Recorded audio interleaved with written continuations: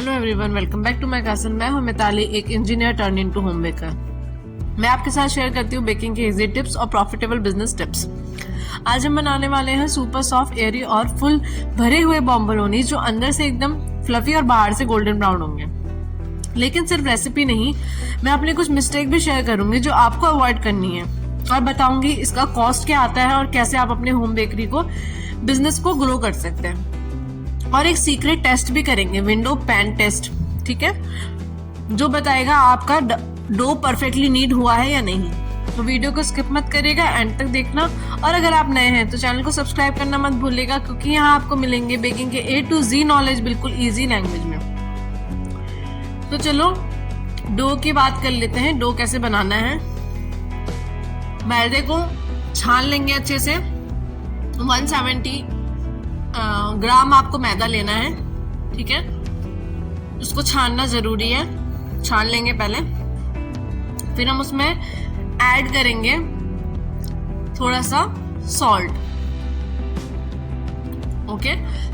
Salt के बाद हमने इसमें क्या ऐड करा है, ग्लूटेन पाउडर ऐड करा है, जो हमारा सीक्रेट इंग्रेडिएंट है। ग्लूटेन पाउडर इसमें क्या करेगा, स्ट्रक्चर देगा बॉम्बोलोनीज को और फ्लफी और एयरी बनाएगा। अब जो आप स्क्रीन पे देख रहे हैं ये एक्टिवेटेड ईस्ट है। मैंने गरम दूध में चीनी और ईस्ट डाल के, गरम दूध में ल्यूक वार्म मिल्क था ये, ल्यूक वार्म मिल्क में चीनी और ईस्ट डाल के इसे एक्टिवेट करा है। आप एक्टिवेट होने के लिए इसे 10-15 मिनट के लिए रख सकते हैं। आपने देखा होगा कि ऊपर जो झाग बना है वो बनना जरूरी है। अगर आप ईस्ट ऐसे फॉर्म नहीं हुई है तो आपका आगे का प्रोसेस करना बेकार होगा। आपको दोबारा ईस्ट को एक्टिवेट करना होगा। अगर आपकी ईस्ट पुरानी है तब भी ये नई फॉर्म होगा। आपको नई ईस्ट लेनी है, बिल्कुल न्यू पैक, या फिर आप एयरटाइट कंटेनर में बांध के रख सकते हैं। अगर आपने पैकेट खुला हुआ यूज कर रहे हो तो एयरटाइट कंटेनर में रख सकते हैं, ठीक है। अब हम बात कर लेते हैं इसमें एक और इंग्रेडिएंट की, जो हम यूज करेंगे लास्ट में डो नीड होने के बाद। वो क्या है, वो है बटर। बटर हमारे डो में क्या लाता है, रिचनेस और सॉफ्टनेस लाता है। लेकिन ये टिप याद रखना है कि बटर हमेशा लास्ट में ऐड करना है, जब डो हमारा पूरी तरीके से नीड हो जाएगा। मैंने ऑलमोस्ट 2 to 2.5 टेबल स्पून लिया है। वैसे तो 2 टेबल स्पून बहुत होता है बटर लेना। उसके बाद हम इसे अच्छे से दोबारा से नीड करेंगे। 8 से 10 मिनट के लिए इसे नीड करना है। नीड करने से क्या होगा, जितना अच्छा आप नीड करेंगे उतना अच्छा ग्लूटेन फॉर्म होगा। अब जब ग्लूटेन अच्छे से फॉर्म हो जाएगा तो आपके जो बॉम्बोलोनीज है वो बहुत ही फ्लफी और सॉफ्टेस्ट बनेंगे, और आपको च्यू करने में बिल्कुल भी दिक्कत नहीं होगी। नीड मैं स्टैंड मिक्सचर में कर रही हूँ, आप हाथों से कर सकते हैं। बस हाथों से करने में ये फर्क होगा कि आपको थोड़ी मेहनत ज्यादा करनी पड़ेगी इंस्टेड ऑफ स्टैंड मिक्सचर, ठीक है। डो को स्मूथ और इलास्टिक बनाता है। जितने अच्छे से नीड करेंगे उतना आपका डो स्मूथ होगा, और उसकी अंदर जो इलास्टिसिटी है जो हमें चाहिए वो अच्छे से डेवलप होगी। अब मैंने आपसे बात करी थी स्टार्टिंग में, एक टेस्ट करेंगे हम इसमें। वो टेस्ट का नाम है विंडो पैन ट्रांसपेरी टेस्ट। ये करते क्यों है हम, ये हम इसलिए करते हैं ताकि हमारे जो सुपर सॉफ्ट बॉम्बोलोनीज हमें चाहिए, इस टेस्ट का पास होना उसके लिए बहुत ज्यादा जरूरी है। डो का एक छोटा सा टुकड़ा लेंगे और दोनों हाथों से धीरे धीरे खींचेंगे। अगर वो टूट रहा है तो डेवलप नहीं हुआ है, ग्लूटेन डेवलप नहीं हुआ है। आपको क्या करना है, अगर ये पतला और ट्रांसपेरेंट है बिना फटे तो ग्लूटेन डेवलप हो चुका है। अगर वो फट रहा है, बार बार आप खींचने की कोशिश कर रहे हैं और बीच से फट रहा है या साइड से फट रहा है, तो ग्लूटेन डेवलप नहीं हुआ है। आप फिर से नीड करेंगे। नीड कैसे करेंगे, आप स्क्रीन पे देख सकते हैं। मैं पटक रही हूँ, पटकने से क्या होगा, ग्लूटेन फॉर्म होगा। फिर भी अगर आपका डो अच्छे से नीड नहीं हुआ है, दोबारा आप नीड करेंगे फिर भी नहीं होता है, तो आप क्या करेंगे, प्लेटफॉर्म में रखेंगे दोबारा और हाथों की हथेलियों के जोर से उसको आगे के खींचेंगे, फिर पीछे की तरफ लाएंगे। आपने पिज्जा डो बनाया होगा तो बिल्कुल वैसे ही करना है। हाथों की हथेलियों से उसे आगे की तरफ खींचना है और फिर वापस अपनी जगह पे लेके आना है। आगे आप देखेंगे मैंने कैसे करा है, क्योंकि मेरा डेवलप नहीं हो रहा था ग्लूटेन, तो मैंने ऐसे करा है। देखिए, हाथों के हथेलियों की प्रेशर से मैं उसे आगे की तरफ ले जा रही हूँ, फिर वापस ले रही हूँ और फिर पटक रही हूँ। इस पटकने से क्या होगा, ग्लूटेन फॉर्म होगा। देखिए स्क्रीन पे जैसे मैं कर रही हूँ बिल्कुल ऐसे ही करिएगा, ओके। तभी आपका डो अच्छे से नीड होगा। थोड़ी सी गलती अगर होगी तो आपका बॉम्बोलोनी सॉफ्ट और फ्लफी नहीं बनेंगे। आगे का प्रोसेस करने का कोई फायदा नहीं होगा, सब कुछ वेस्ट होगा। ठीक है, डो जितने अच्छे से बनेगा उतनी अच्छी आपकी बॉम्बलोनीज बनेगी। ये सबसे मेन है, डो को अच्छे से गूंथना, अच्छे से नीट करना। देखिए स्क्रीन पे देख रहे हैं आप, बिल्कुल मेरा अब डो फट भी नहीं रहा है। और ये देखिए, ये देखिए, देख रहे हैं, ट्रांसपेरेंट पतला सा शीट सी दिख रही है आपको। ये देखिए, ये देखिए, बिल्कुल ऐसा ही चाहिए। ठीक है, अब इस डो को हम प्रूफ होने के लिए रख देंगे 1 से 2 घंटे। अगर सर्दियां हो रही हैं तो 3 से 4 घंटे लग जाएंगे, और अगर जैसे अब गर्मियां शुरू हो चुकी है आपको 1 से 2 घंटे लगेंगे इसे प्रूफ होने में। फिलिंग की बात कर लेते हैं। हम इसमें जो फिलिंग यूज कर रहे हैं वो स्ट्रॉबेरी यूज कर रहे हैं। स्ट्रॉबेरी क्रश में ऐड करूंगी। आप चाहें तो चॉप फ्रेश स्ट्रॉबेरीज भी ऐड कर सकते हैं, छोटे छोटे टुकड़ों में काट के उसे ऐड कर सकते हैं। मैंने नहीं करा है, मेरे पास लिमिटेड स्ट्रॉबेरीज थी तो मैंने उसे डेकोरेशन में यूज करा है। व्हिप क्रीम को अच्छे से व्हिप कर लेंगे जब तक सॉफ्ट पीक नहीं आती। ठीक है, सॉफ्ट पीक आने के बाद आप इसे रेफ्रिजरेट कर ले। जब तक आप बॉम्बलोनीज फ्राई कर रहे हैं इसे रेफ्रिजरेट होने के लिए रख दीजिए। ठीक है, ठंडा होने के लिए रख दीजिए। अब हम क्या करेंगे, मैंने चेक करा होगा, ये शायद नहीं हुआ था उस टाइम पे, फिर मैंने दोबारा से इसे व्हिप करा और 2-3 मिनट के लिए। ज़्यादा व्हिप नहीं करेंगे। देखिए स्टिफ पीक्स आ गई हैं, बिल्कुल हमें इतना ही चाहिए, इससे ज़्यादा नहीं चाहिए। ठीक है, क्योंकि हम इसे फिल करेंगे, सॉफ्ट होनी चाहिए थोड़ी सी क्रीम। ये देखिए कैसे बिल्कुल खड़े खड़ी पीक्स आ रही है ना, ऐसी पीक्स हमें चाहिए। अब हम टेम्परेचर की बात कर लेते हैं।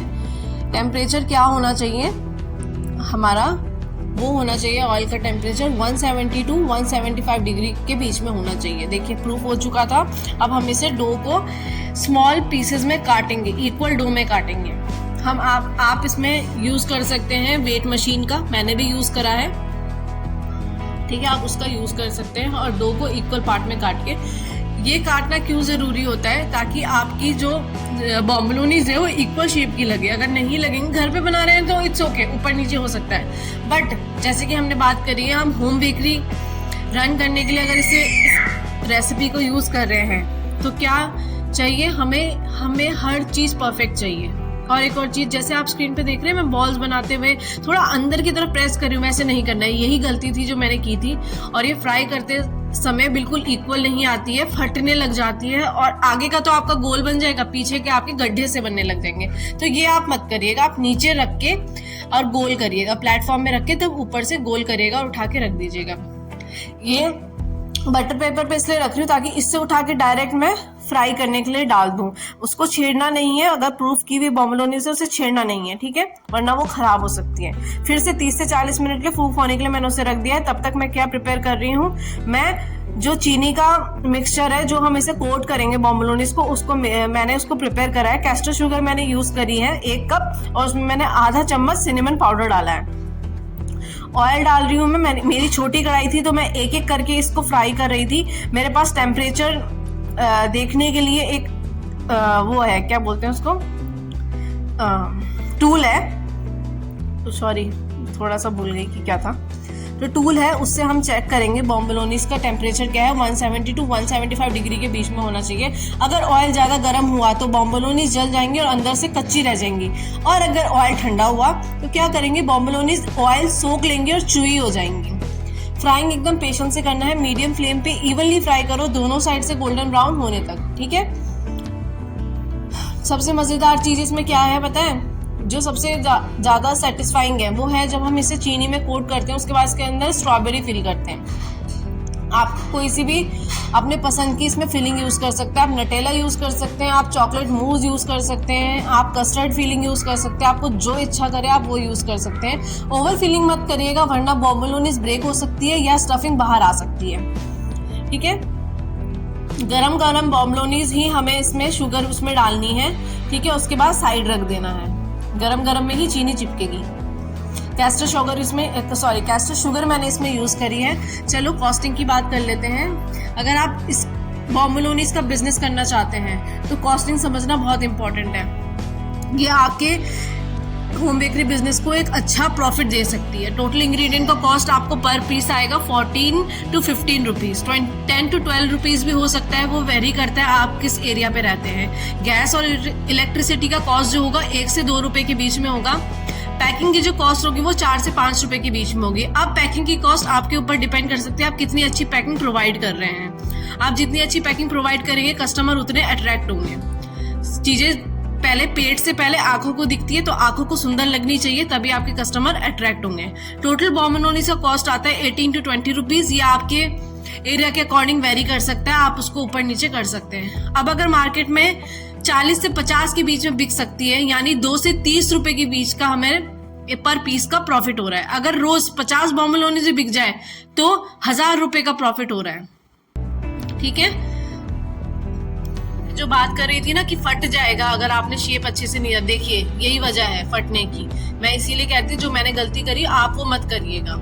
ठीक है, वो मैंने बोम्बोलिनी साइड रख दी है, आप देख सकते हैं साइड से फट गई थी, इसलिए डो को अच्छे से शेप देना बहुत ज्यादा जरूरी है। अब समझ गए अब मैं ऐसा क्यों कह रही थी। ठीक है, तो चलो आगे की देख लेते हैं कि कैसे मैंने फिलिंग करी है। मैंने चाकू से बीच में होल करा था और उसके बाद मैंने पाइपिंग बैग को अच्छे से अंदर डाला और उसको प्रेस करा जोर से।